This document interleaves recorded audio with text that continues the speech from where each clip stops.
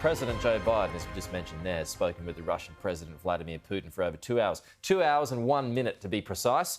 It's hoped that the call will help diffuse escalating tensions at the Ukraine border. Joining me live now is Michael Ware. He is the Sky News US contributor, of course. Michael, good to chat. First of all, what's your thoughts on the call? Does it do anything? Because what Putin wants, he just does anyway. But what came out of the call? Yeah, look, it's quite fascinating. This really is a high-stakes chess game that's just taken place over this video call, and I find it incredibly intriguing. To answer your question, yes, I think that the best case scenario that we were looking for was a stand down and forced posture when it comes to Ukraine, and that option has just been given breath. So the outcome, I'm not normally the optimistic sort, but there is potential and what's emerged so far for maybe good things to come. Because look, going into this, President Biden effectively was saying to the Russian President Vladimir Putin, look, I see your troops massing on Ukraine's border. We're hearing you. Let's talk. And what Vladimir Putin made it very clear he wanted to talk about, and this was emphasised in the readout of the conversation issued by the Kremlin, is NATO, NATO, NATO. Right. Look, the Russians feel like they're being crowded in, they're being hemmed in and harried by NATO as former Soviet satellite states keep joining and NATO creeps towards Russia's border. And Putin wants to be heard on that. President Biden, on the other hand, said, all right, when it comes to Ukraine, if you invade, let's be very crystal clear about the consequences. So President Biden waved a stick over the issue of Ukraine.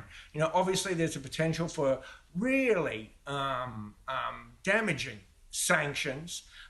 They could interfere with the Russians' access to the international banking system. But more importantly, what was outlined was that, okay, if you increase hostilities to Ukraine, we are going to arm up Ukraine. And not only that, we will arm up our NATO allies in the Balkans on the eastern flank of Ukraine.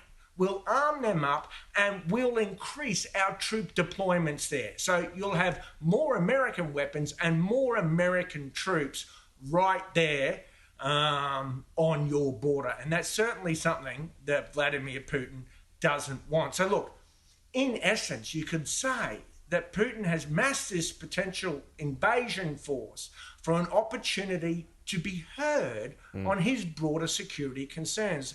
And in a way, that has had some success because, as the National Security Advisor here just told the nation, that whilst Russia can't choose who's in or out of NATO, America is willing to sit down with Russia and to have very serious conversations about Russia's strategic concerns for the balance of power in Europe, as the National Security Advisor said, we used to do during the Cold War.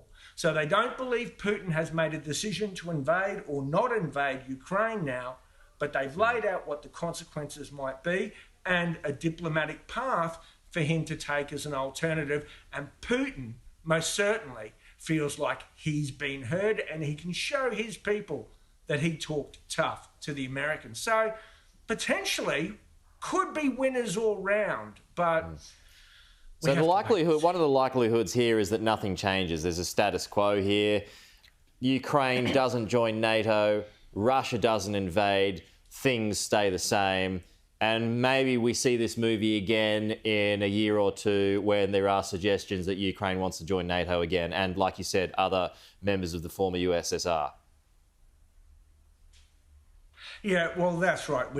There could be a redux of this. But this is where the willingness, as the Americans say, to engage with Russia's strategic concerns may come into play. Because what Putin has been signalling for weeks now And what the troop buildup is messaging is this point that he keeps hammering home, that he wants a NATO guarantee that there won't be new member states on his border, and NATO won't use somewhere like Ukraine as a forward operating base. And that's certainly something that's very important to Russia's legitimate strategic concerns, and that the West is going to have to take into account.